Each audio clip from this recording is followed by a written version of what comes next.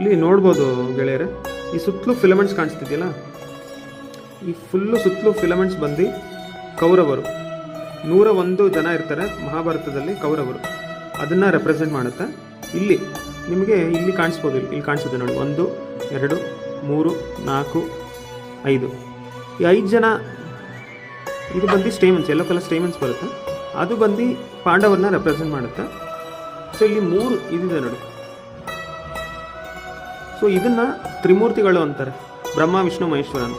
ಮತ್ತು ಕೆಳಗಡೆ ಭಾಗದಲ್ಲಿ ವೈಟ್ ಸರ್ಕಲ್ ಥರ ಕಾಣಿಸುತ್ತಲ್ಲ, ಅದನ್ನು ಸುದರ್ಶನ ಚಕ್ರ ಅಂತಾರೆ.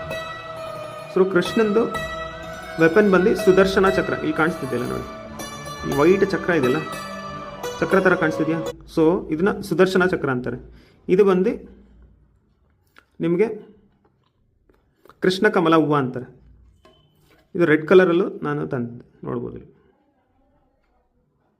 How beautiful it is.